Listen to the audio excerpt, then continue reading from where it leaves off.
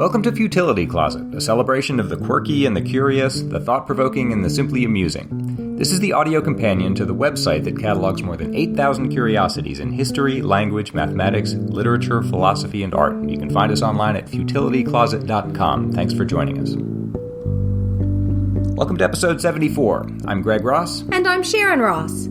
Charlie Parkhurst drove a stagecoach throughout California during the height of the gold rush, rising to the top of a difficult, dangerous, and highly competitive profession. Only after his death in 1879 was it discovered that Charlie was actually a woman. In today's show, we'll tell what's known of Charlie Parkhurst's courageous and enigmatic life story. We'll also hear listeners' thoughts on the legalities of an anti-Christian town and puzzle over a lucky driver and his passenger. Our podcast is made possible by our terrific patrons, and if it weren't for them, you wouldn't be hearing us right now. If you like Futility Closet and want to help support the show so that we can keep on making it, please check out our Patreon campaign at patreon.com/futilitycloset or look for the link in our show notes. And thanks so much to everyone who helps support Futility Closet. This was suggested by listener Bill Bowser. Charlie Parkhurst drove a stagecoach for 30 years in the American West during the height of the gold rush and was considered one of the best 4 stage drivers in California at the time, and was discovered only after his death to be female, a secret that he'd kept for at least 30 years. There's a lot about the story that we don't know, but I've managed to piece together, I think, everything that is known with any confidence. She was born Charlotte Darky Parkhurst in 1812 in Lebanon, New Hampshire, and was abandoned by her parents and placed in an orphanage, and then shortly afterward ran away, stealing some boys' clothing, and thereafter, posing as a boy, met a livery stabler with the enchantingly old-timey name Ebenezer Balch in Worcester, Massachusetts. I should say a word here about pronouns. It appears that Charlie never told a soul her reasons for choosing the life she did. She may have dressed as a man because she felt that was her identity, that's who she knew herself to be, or it may have been simply practical. In the early 1800s, it would have been almost impossible for a young girl to earn a living on her own, but a boy could become an apprentice and learn a trade, which is what Charlie did. So you don't really know whether she identified as a male or a female. Right. Yeah, we know literally almost zero about that, because it appears that she just never told anyone at all about this part of her life. Also, later on, a woman would not have been allowed to drive a stagecoach for Wells Fargo, which is what Charlie did. Mm. So we just don't know the reasons that Charlie dressed as a man. It could have been either of these, or it could have been both, or something else. I'm going to call her she here, but we really just don't know the whole truth. She found work as a stable boy, cleaning stables, pitching hay, and caring for horses in Worcester.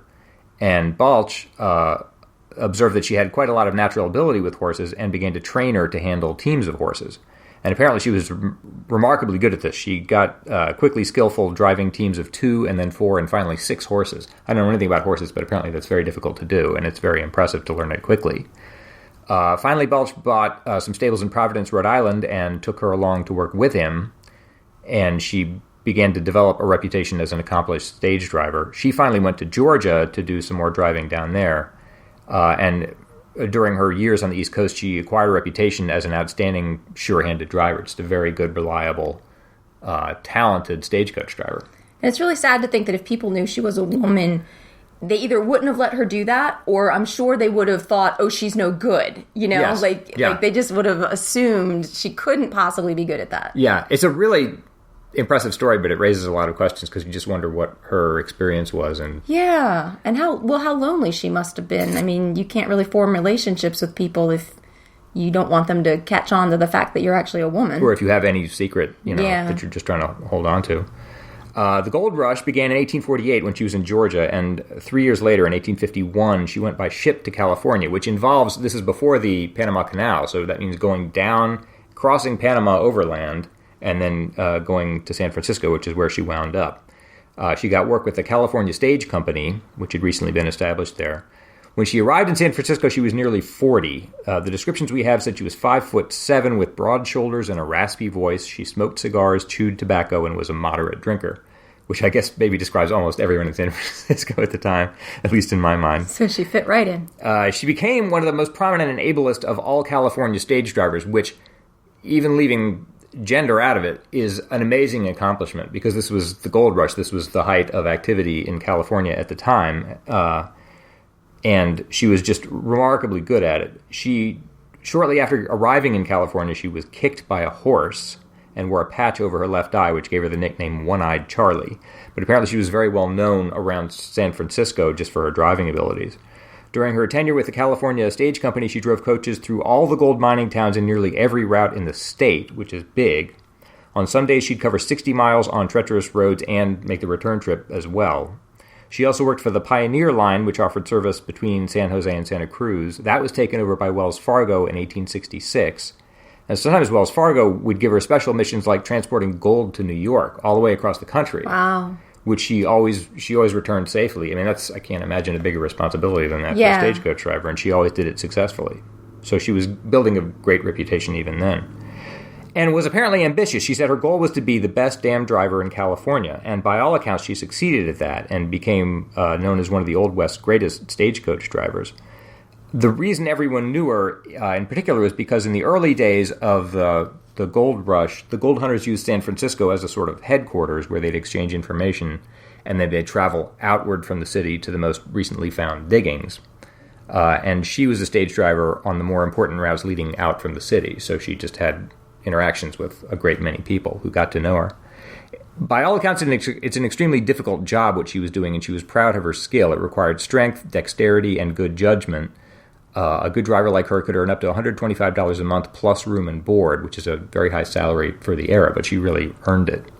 One account says, he was in his day one of the most dexterous and celebrated of the famous California drivers, ranking with Foss, Hank Monk, and George Gordon, and it was an honor to be striven for to occupy the spare end of the driver's seat when the fearless Charlie Parkhurst held the reins of a 4 or 6 in hand, that is a 4-horse or 6-horse team. So of the 4 top, she was one of the 4 top stagecoach drivers in California at the time in the gold rush. Throughout her career, from what I can understand, in Northern California, she wore blue jeans, pleated blousy shirts, a cap of buffalo hide, and embroidered buckskin gloves, which covered her small hands, which may have helped, I guess, to disguise her identity. And she carried a brace of pistols stuck in her belt, which was a good thing because she was held up at least once. Apparently, this was a common thing. I guess it makes sense if people are carrying gold all over California, that there is going to be a thriving trade in banditry. There's one bandit I haven't been able to learn much about. His name was Sugarfoot. According to one account, that's because he wrapped his feet in sugar bags, basically, instead of clothes, instead of shoes. I don't know if that's true. Anyway, it's a very colorful name. And she met him once driving between Stockton and Mariposa. He stopped there. Basically, the bandits weren't out to kill people. They just wanted the gold that was in a box. And so if you surrendered your box, generally they'd leave your passengers alone, which is the foremost concern of the driver. Right. So she was driving from Stockton to Mariposa, encountered him, and gave him the treasure box, but warned him that she'd break even with them soon. And then, sure enough, they held her up again, going back the other direction from Mariposa to Stockton, and she fired at him and apparently hit him, at least according to every account I can find. He made his way to a miner's cabin in the woods and told someone as he was dying that he'd been shot by Charlie Parkhurst, the famous driver, in a desperate attempt with others to stop the stage. So that's at least one... Good for her. act of intrepid bravery. She drove stagecoaches until the late 1860s, but by then the railroads were expanding, and so there was less and less demand for them. And as she was getting older, she began to suffer from rheumatism, which was apparently a common complaint among the drivers. After she retired from driving, she tried cattle ranching for a while and raising chickens. She did those together for about 15 years, even working as a lumberman during the winters and still presenting herself as a man. One account says, although in his stagecoaching day he was hail fellow well met with the migratory miners, and during the succeeding years of his life as farmer and lumberman he was social and generous with his fellows, he was never intemperate, immoral, or reckless, and the sure result was that his years of labor had been rewarded with the competency of several thousands of dollars. For several years past he had been so severely afflicted with rheumatism as not only to be unable to do physical labor, but the malady had even resulted in partial shriveling and distortion of some of his limbs. He was also attacked by cancer on his tongue. Ooh. As the combined diseases became more aggressive, the genial Charlie Parkhurst became not morose, but less and less communicative, till of late he has to converse with no one except on the ordinary topics of the day. He finally did die of the tongue cancer, Ooh. She, I should say, in her cabin near Watsonville, California in 1879 at the age of 67. And it was only then when the neighbors came to lay out her body for burial that they found that she was female. Well, I was just thinking maybe she was never able to go to a doctor. I mean, that would be that's true. Challenging. I don't know. It raises a lot of questions. Yeah. Which we'll never know the answers to, but you're right. An obituary was... I mean, this was a sensation you can imagine. Yeah, sure. An obituary was printed in the local newspaper, the San Francisco Morning Call, on December 28th, 1879. This was reprinted in the New York Times, and I think they actually do a pretty good job of praising her for what she accomplished. Here's an excerpt from it. The discoveries of the successful concealment for protracted periods of the female sex under the disguise of the masculine are not infrequent, but the case of Charlie Parkhurst may fairly claim to rank as by all odds the most astonishing of all of them. That a young woman should assume man's attire and, friendless and alone, defy the dangers of the voyage of 1849 to the then almost mythical California, dangers over which hardy pioneers still grow boastful, has in it sufficient of the wonderful. That she should achieve distinction in an occupation above all professions calling for the best physical qualities of nerve, courage, coolness, and endurance, and that she should add to them the almost romantic personal bravery that enables one to fight one's way through the ambush of an enemy, seems almost fabulous, and that for 30 years she should be in constant and intimate association with men and women, and that her true sex should never even have been suspected, and that she should finally go knowingly down to her death without disclosing by word or deed who she was, or why she had assumed man's dress and responsibilities, are things that a reader might be justified in doubting if the proof of their exact truth was not so abundant and conclusive. Which is well said, I think. They mentioned their voyage out to California, and I was thinking about that when you were saying it. I mean, on a ship, usually you have to share cabins on ships. Usually, I just keep thinking, how... there have been so many movies about people trying to be a different gender, and it's always kind of a joke or whatever. Yeah. But, it makes you think how difficult you get into situations where you're just expected to undress in front of somebody or answer nature's call in front of somebody. And, you just have to wonder how, every single day she would have had to have been thinking how to handle, every situation. And sleeping arrangements every night, And doing that at all. Just even if she'd just been a woman presenting herself as a woman. Yeah. Going west was a huge deal. Yeah. Going overland or just going down across Panama. Yeah. She did this alone. Yeah. She'd been, from what I understand, she was invited by a stage company in San Francisco, but didn't know anyone out there and just undertook to go to make her way through all these dangers to get to San Francisco and start up a new life there. That would be hard enough to do just for anyone, everyone who did it. But doing this, having to keep a secret like that is almost unthinkable. Well, as I was saying before, she must have just, you couldn't form close relationships with anybody. She would have had to be such a loner her whole life. This is one of those maddening stories where it's hard to research because a lot of writers just give themselves license to make facts up, just whatever they think will make a good story, and just write it down, which is infuriating. One of the best sources I was able to find for this, though, is the Encyclopedia Frontier Biography, which says that the same autopsy that revealed her sex also revealed evidence that she'd once given birth. And I've seen that repeated elsewhere. I don't know that for absolutely certain, but that seems like it's possibly true. Wow. It also says that they found a baby's red dress in a trunk in her cabin. Oh, that's really sad. Yeah, that's kind of circumstantial because you don't know quite what it means. Sure. And I haven't found, I guess I should stress, that detail of the red dress. I haven't seen that in any other source, but it could be true. I trust this source better than the others.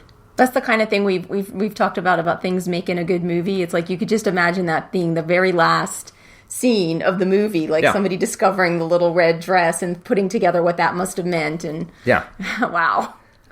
There's one last detail that's often mentioned in accounts of Charlie Parkhurst, and that's that she may have been the first woman to vote in the United States. Oh, I hadn't even thought of that. It's said that this happened on November 3rd, 1868, that she cast a ballot in Santa Cruz County while posing as a male. This would have been certainly noteworthy because it was 52 years before the 19th Amendment gave women in general in the United States the right to vote. Yeah. It is known that she registered. The Santa Cruz Sentinel of October 17th, 1868 lists a Charles Darky Parkhurst on the official poll list for the presidential election of 1868. This was for the record, between Horatio Seymour, the former governor of New York, and Ulysses S. Grant, who won. But there is no record that Charlie actually cast a vote. She registered but didn't cast a vote. Well, apparently. Would they have records of that, though? Possibly not, but even if she did vote, that may have made her the first woman to vote in a presidential election in California, but she would not have been the first woman to vote in the United States, because actually there were a few states that allowed women to vote before 1868. Oh. So there were already women elsewhere in the country who were voting, but still, I mean, I think even to register to vote deserves mention, because we did know that she got at least that far. So that it's often said just flatly that she was the first woman to vote in the United States, and that's not completely true. That's not completely true, but still. And I guess we wouldn't know if other women dressed like men in order to try to be able to vote. I suppose that's true, yeah. We wouldn't really know that, We can't assume that she's the only one. So that's everything I can find about Charlie Parkhurst. I think you'd have to say that whatever her reasons were, she lived the life, apparently, that she wanted to lead. Very successfully, yeah. And succeeded at a very difficult undertaking professionally that everyone agrees universally that she was exceptionally good at. So the rest of this we'll never know the full truth about, but that in itself is something to admire.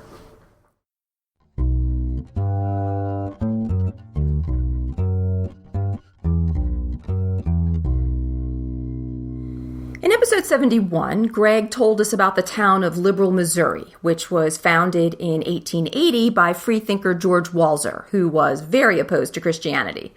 Walzer was quite bent on keeping Christians out of his town, and Greg questioned how that could be legal. And some of our well-informed listeners wrote in with some answers for us. They always do. We have such smart listeners. This was a little bit of a crash course for me in constitutional law with regard to the First Amendment of the U.S. Constitution. The First Amendment reads in part, Congress shall make no law respecting an establishment of religion or prohibiting the free exercise thereof.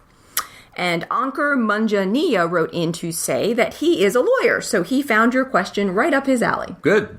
Ankur says, in the late 1800s, the Bill of Rights, including the First Amendment, was believed to apply only to the actions of the federal government and not to actions of state or local governments. Thus, actions by liberal or its neighbors adopting a pro- or anti-Christianity stance were not unconstitutional or illegal at the time, at least not under federal law. Ankur does note that you were right to think that such actions would be illegal today. I'm glad. As soon as I asked that question, I worried that it was just a stupid question. But no, apparently not. That's good to hear. Now the First Amendment is applied to protecting individuals against actions by state or local governments. Ankur says that happened after the 1940 Supreme Court case of Cantwell versus Connecticut, which found that the Free Exercise of Religion Clause does apply to state governments. So it's only been since the 1940s that this actually would have applied to more local governments. It's kind of actually surprising to me that it's interpreted that way, because the language explicitly says Congress. The language does say Congress, but apparently that's meant in a more broader term. Yeah, and okay. I suppose there are state congresses. I don't know. Yeah, I guess. As a side note on this, Ankur says that not all of the protections afforded by the Bill of Rights apply to state and local government actions. Some of them are still only applied to the federal government. He says the most notable is the Seventh Amendment right to a jury in a civil case, which hasn't been applied to the states. And that's why you can have state civil trials without juries, but not federal ones. So that's a bit inconsistent. Yeah. I wonder if these things just kind of filter their way down, and eventually that will apply. Maybe it will. Like if somebody protests against it and the Supreme Court thinks they have a good argument for it. Yeah. Meredith Rayleigh and Jim Finn wrote in to say that the Establishment Clause of the First Amendment, that Congress shall make no law respecting the establishment of religion, was only first applied to state and local governments after the 1947 case of Everson versus Board of Education. So one clause was fixed in 1940 and the other in 1947. So basically after the 1940s, you couldn't do this for either section. Both Meredith and Jim also note that even if the people of Missouri did think that the First Amendment protections would have applied to them, nothing actually would have been done unless someone specifically tried to challenge Walzer's actions in court. Which I guess nobody ever did. See that, and so that's kind of an important point too. Like even if what he was doing was illegal, until somebody brought it to court, nothing would have been done. Yeah. Keith Rockley wrote in with a completely different suggestion for how liberal might have been legal. Keith says, it can be done through a very simple trick, deed restriction. I'm not aware of any secular towns in the U.S. that employ this tactic, but I am aware of a town that does the exact opposite, Ocean Grove, New Jersey. And Keith explains that all of the land in Ocean Grove is owned by a local Methodist camp association. People actually lease their properties from the owners, and thus the businesses and homeowners technically only own the structures on the land. But the land is still all owned by this Methodist association. So the camp association has a number of laws about what can and can't happen on their land, such as the beach can't be open on Sunday mornings and the sale of all alcohol is prohibited. Keith says, so it can be done. It's just not easy, cheap, or popular. You have to really believe in the cause to make it happen. That's interesting, though. It's a really interesting example, and I hadn't heard about this, but I don't know if Ocean Grove really could restrict who could live there or what religion they could or couldn't practice. Like, I don't know if they really could put up signs like Walser did, only their signs would say no atheists allowed. Yeah. There's a bit of a... Ocean Grove has attempted to be considered their own municipality so that they'd have more control over their own local laws, but the state of New Jersey won't grant them that. The state of New Jersey keeps considering them part of the larger township, which gives them somewhat limited control over their own laws. So, for example, Ocean Grove used to have a law that you couldn't have any vehicles on the road on Sunday, which was quite restrictive. I mean, even if you were going to have somebody come visit you from out of town, they couldn't arrive on a Sunday or leave on a Sunday. No vehicles on the road. But in 1981, a newspaper carrier who needed to deliver his newspapers sued in court for the right to be able to drive on the roads on Sunday, and the court found against Ocean Grove and said that they couldn't tell people they can't drive on Sundays. That's quite recent, 81. Yeah, that is quite recent. So, and even more recently, there was a case involving... They have a pavilion on the beach where people like to get married because it's very pretty. Mm-hmm. And in 2007, 2 lesbian couples tried to have civil unions conducted in the pavilion, and they weren't allowed, and they took the case to court. And the court found against Ocean Grove, saying it was discrimination to say that some people could get married in the pavilion and other people couldn't. And so what Ocean Grove basically did was say, okay, no, nobody can get married in the pavilion. We're not discriminating against anybody. Nobody can use the pavilion for marriage. So again, I don't know if Ocean Grove could put up signs that would say like no atheists allowed. Like, but they do have at least some limited ability to control what goes on in their town just because they own the land. Yeah. For a last couple of tidbits about liberal, Julie Kearns wrote in to say that she knows the origins of the image of liberal's plat that we included in the show notes. Julie says the plat image used in the podcast is from the 1980 centennial issue of the Liberal News. I know because my great aunt sent it to me and I put it on the web. There you go. So she's the one who put it up. Julie also noted that one of the problems that Liberal faced was that there was actually a great deal of diversity within the free thought community, with friction between the various factions that made communities such as Liberal more likely to fail. I thought this was a really interesting point because much is often made of the divisiveness of religion and how religion contributes to conflicts between different groups. Mm-hmm. So it's interesting to consider that this dynamic would come into play even in secular communities and start... She says that there were a number of other secular communities that were attempted and that failed also, partly because of this divisiveness between the different factions. Yeah, I remember that in doing the research. No one ever says that explicitly, but you can sort of read between the lines and see that it wasn't all just this harmonious utopia that he intended. Right, and so I think that's an important point. So it's like, for the people who say, well, if there just wasn't religion, people would all get along better. Apparently not. People just can't get along. So thanks so much to everyone who wrote into us. And if you have any questions or comments, you can email us at podcast@futilitycloset.com.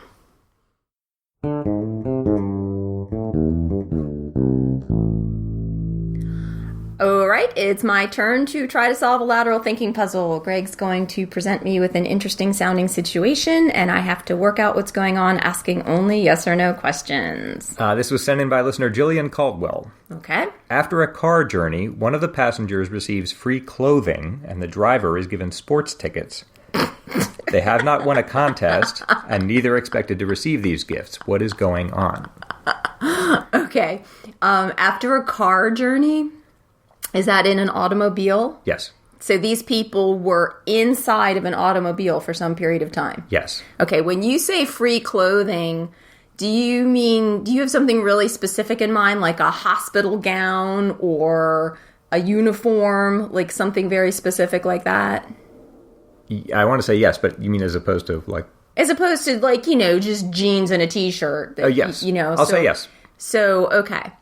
Would this clothing that's normally associated with an occupation or profession? No. No.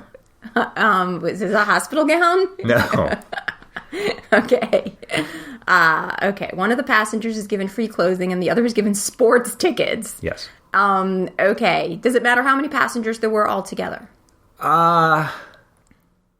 What a reasonable question to ask. I think I'll say yes. It matters how many passengers there were altogether. Were there more than just these two people? Yes. It was two individuals, right? One was given sports tickets and a different one was given clothing? That's right. Okay. Not the same person somehow. And there were more than just those two people? In the car, yes. In the car, okay. And is this, does the time period matter? Yes. Yes. Since the invention of cars. I'm sorry to sound so weird about this. It's just, depends what matter. And you said it's an automobile. Yes. Like an automobile car. Okay. Does it matter what country it takes place in? I guess not. I'm not sure about that. Okay. Let's say no. Okay, so it's not highly important. Well, okay. Is this on the Earth? Yes. Okay, it's not a vehicle on the moon.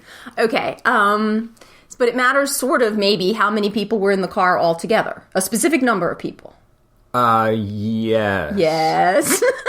I'm not helping you very much. Okay, were any of these people in utero, and that's why you're having trouble answering the question? Yes. Okay. All right. Okay, so it was, let's say, a husband and a wife, or a man and a woman, and a child in utero? In the car. That were in the car? They were in the car, yes. Okay. Well, was there also somebody else driving? Yes. Okay. So there's a driver. Yes. A man and a woman. Yes. And a child in utero. Yes. Okay. Getting somewhere. So the one who got the free set of clothes, was that the child? Yes. To be born? Okay. Now we got to get sports tickets. I must say, you're, as usual, making amazing progress. Would the sports tickets be because, I don't know, it was the first child born on the new year, or the 100th, or, like something like that? Oh, but you said the time period might be important. Sports tickets are confusing me. Yeah, don't worry too much about the time period. Okay, sports tickets. Tickets that entitle you to go to a specific sporting event? No. That's not what you mean by sports tickets. No, that's what they are. You don't have to know what the sporting event is. Oh, I don't have to figure out whether it's the World Series or something. Okay, so was it the man who got the sports tickets? No. The woman who gave birth? No. The child? No. The driver of the car got the sports tickets? Yes. Oh. Was he purchased sports tickets for doing a really good job? Like the husband really appreciated something? Or he had to help deliver the baby? No. Okay, so the driver of the car got sports tickets, but it's not like they purchased the sports tickets in some way to thank him or reward him for something he had done. That's correct. That's correct. So why was the driver of the car given sports tickets? Okay, does it matter? Does something about the driver of the car important? Some characteristic or trait or personality thing or... something about him is important. Something about the driver of the car is important. It's a he? Yes. Doesn't matter? Doesn't really matter, but let's say yes. Let's say yes. Okay, was the driver of the car, is this a taxi cab driver? No. Or something similar that? Okay, like a limousine driver or... No. And it's a car, not like a bus or something. Correct. Not like an ambulance. That's right. Was the driver of the car known to the couple before they got into the car? No. No. Is the type of car important? You mean like the model? Oh, was he like a police officer or something? No. No. Yeah, well, is there something about the car that I need to know about that's important? Not physically, no. But something about the car, the type of car, the class of car, like a police vehicle, Something like that, yes. Okay. And was the driver driving this car as part of his occupation? Yes. Okay. So the driver is driving this car as part of his occupation. Was he flagged down by the man and the woman? No. Did he notice them in distress? No. did he cause an accident to them and then they had to drive them to the hospital? Like, my wife's in labor, you idiot. These are all great guesses. Okay, so the driver of the car is doing his occupation while driving a vehicle. Right. And somehow ends up with a man and a woman in his car. Yes. It wasn't entirely an accident, but yes. But, okay, did they call him? Yes. Did they call him specifically, or they called somebody in his occupation? Did they call him specifically? No. They called for somebody in his occupation to show up? Yes. Yes. They called and said, we need, but not a police officer, not an ambulance, not a taxi cab. That's right. But, like, they said, we need an X. Yes. Here, right away. Yes. Oh my gosh. Does this have anything to do with some kind of geographical feature that they needed to go over? Or no. What kind of a car do you call? They called the car because the wife was in labor? Yes. Does this have something to do with them being observant Jews and they couldn't drive on the Sabbath? You're doing really well. So they had to call a Christian to come drive? I will say you're very close and you're on the right track. Okay, all right. Were they in their home when they made the phone call? Yes. They were in their home and they called for a specific occupation to come because they wanted to go to the hospital? That's right. A doctor that makes house calls? No. All right. Okay. Was there some, besides the fact that the woman's about to give birth, was there some other factor going on that they needed to try to circumvent? Like they knew there was a traffic jam and they knew they'd need something specific to get them through the traffic jam. You know, like, or it's a holiday, or it's like there's some other factor that they're trying to get around or deal with. No, you have the whole picture. So I just have to figure out what kind of occupation you'd call if you were going into labor to have somebody come drive you to the hospital? She didn't call a cab, but she called something... Uber! Yes. Oh, is that it? Seriously? I mean, Apparently this is true. Jillian writes, apparently Uber has a policy that if a baby is born in one of their cabs, the baby is given a special Uber rider onesie. The driver's car is cleaned at company expense, and the driver is also rewarded with tickets to a sporting event or other gift. In the case of the Brooklyn story below, the driver received Knicks tickets, and she sent me a link to a New York Post story that says, in March 2015, a pregnant Brooklyn woman woke up to contractions and called an Uber car to take her to the hospital. She gave birth in the back seat. Uber gave the cabbie a pair of Knicks tickets and cleaned the car for him. The baby got an Uber rider onesie. The husband said, I just kept telling the driver I was sorry, but he said, don't worry, that was amazing. Oh my goodness. Wow. Okay, I had no idea. So thanks to Jillian Caldwell for sending that in. Yes, thank you. And if anybody else has a puzzle they'd like to send in for us to use, you can send it to us at podcast@futilitycloset.com. That wraps up another episode for us. If you're looking for more Futility Closet, you can check out our books on Amazon or visit the website at futilitycloset.com, where you can sample over 8,000 absorbing tidbits. At the website, you can also see the show notes for the podcast and listen to previous episodes. Just click podcast in the sidebar. If you would like to support Futility Closet, please consider becoming a patron to help keep us going. You can find more information at patreon.com/futilitycloset. You can also help us out by telling your friends about us or by clicking the donate button on the sidebar of the website. If you have any questions or comments about the show, you can reach us by email at podcast@futilitycloset.com. Our music was written and produced by Doug Ross. Thanks for listening, and we'll talk to you next week.